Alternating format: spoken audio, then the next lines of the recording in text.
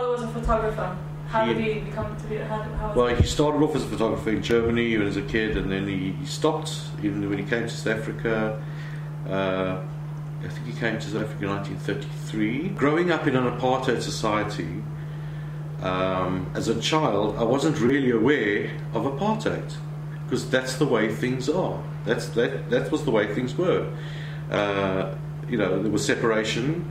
The blacks lived in the townships, and we lived in the suburbs, and that was a fact of life, and it was accepted, and it was convenient. June 16th, 1976. What happened then? The start of the Soweto riots. How old were you then? 16, in matric, and I was on my way to school, and there were blacks running, screaming and shouting in the streets, and you know, something was going on. I didn't know. And when we got to school, and we were called into an assembly, and we were told not to go out, we must stay in the school, and because the blacks were rioting, and slowly we got to understand why and the reasons. The kick-off of the Intifada, the South African revolution, was that they were forced to learn in Afrikaans only. Went into the army. Oh, it was compulsory? It was compulsory. I left school at 17. I did my matric. And January 1976 to 1977, December 1977, 2 years army military training. I was in the Air Force. In Pretoria, I had a very easy time. I was a chef in the Air Force. But it was the first time I came up against anti-Semitism. In South Africa, in Johannesburg, I did not come across anti-Semitism. Not at school. Maybe some hints here and there. I can't remember growing up feeling anything, because you had a liberal school. I was in the Johannesburg School for Art, Ballet and Music, which is a liberal school, and everyone is... I don't think there was much, even in the other schools, you know, any anti-Semitism, because they're mixed schools. I didn't go to a Jewish day school. But coming to the army, that was a big knock. What happened? Coming across Afrikaners, and who really did not like Jews or blacks. And I had a couple of incidences. He's from Germany, from Neustadt in Lithuania, which is... So it was Germany and... It's not Germany, it was Lithuania, which is the border, right? But they all spoke German there, Yiddish. My father's friends, I loved going around with my father. I'm sorry I never learned Yiddish. They all spoke with an accent, all of them. Harry Rubin, Dave Yell, my father, Joe Faber, Errol Kulgowski, all these names, these wonderful old men, who all dressed in grey suits, all dressed the same. They're all stinking rich from the clothing trade and the rags business.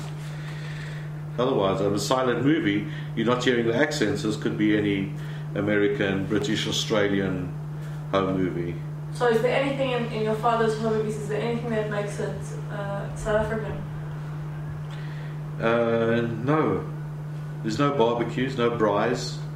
I don't think we shot any braais. Because they weren't? We didn't. No, we didn't have braais. I don't know why. It's a good question. We didn't have braais growing up. Is there anything that you could, you know, put your finger on and say that this could only be in South Africa? I'd have to see the film to spark off memories. I can't think of anything now. No. Why do you think that is? Because it's family situations, birthdays, in the gardens,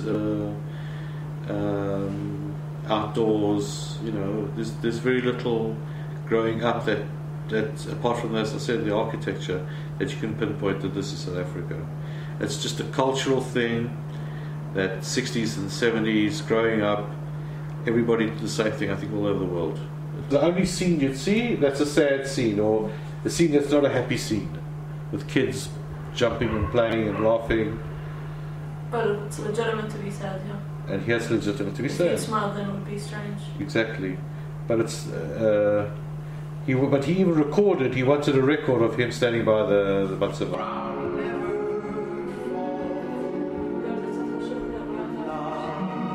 It doesn't look like an especially Jewish wedding. No, it could be a mafia wedding. There's nothing... Why wasn't there anything Jewish as well about it? because unless you're a Sikh Indian or an Asian, anywhere in the world, this is what it looked like. The clothing, the weddings. Apart from, I mean, there's nothing to separate. This is a wedding in South Africa. And there's nothing to separate this apart from the yarmulkes from an Italian movie. But even I don't see any yarmulkes. Because this is after the brochas, after the prayers, so you don't even see yarmulke. This could be an Italian wedding, it could be any cultural... You didn't see that? Was there shots of the wedding itself? No. Your father didn't take any shots of the wedding? No. Not of the chuppah. So that's quite interesting, that he didn't do like the only thing Jewish about the ceremony. He decided not to shoot it. Yeah, exactly. So you just accepted that you were Jewish in South Africa. There was nothing, there's no purpose. There was no conscious decision to, why he shot this and why he didn't shoot that. You think? Yeah, I think it's just. I don't think there's any motive, any thinking. So he just forgot to shoot the chuppah, or he was involved, or he was too close, whatever. Was there subconscious motivation behind him not shooting, making it look too Jewish? Or maybe. Maybe he was not ashamed or trying to hide his Jewishness, like a lot of that generation, especially in America. The desire to assimilate into society was so strong. And not to stand out because you might be picked out for ridicule or for anti-Semitism or anything.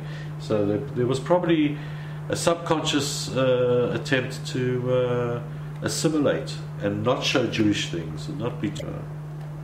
So you put on a good face for the camera. Put on an image. I'll tell you what you see here is the best of the best. The best of the best, or the image that. You want to portray, because you're showing a home movie, so you want to show people, as I was saying earlier, you want to show people smiling. Smile though your heart is aching. Smile even though. Movies, it wasn't only to show just certain times of life. My kids were filmed most of the times, at school, at the parties, at the sea, at holidays. It's breaking when there are clouds in the sky. You'll get by if you. My profession was transferring movies, old films to videos, from 8mm, Super 8, and 16mm, and slides. Most of my customers were mainly Jewish families. I would say 80% of them were Jewish and 20% were Christians. Every house had almost the same movies, like kids splashing water in the yard, over the grass, kids sliding over plastic in the yard, kids running, their trips in the safari, swimming in the pool, their birthday parties, the lovely catering, and anything to show that their standard of living was high. Broken families, people who are unhappy with their lives. Did you see that in the home movies? Not at all. Well, why not? Because the nature of people is to capture happy moments.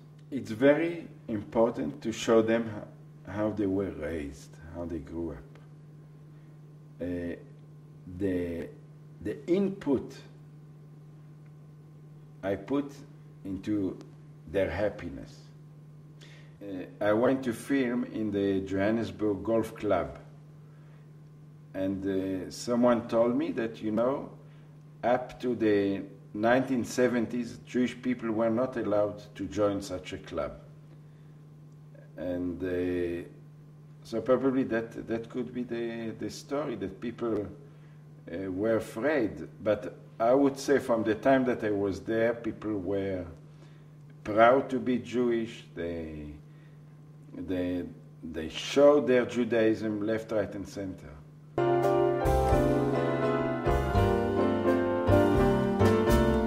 Unforgettable, that's what you are.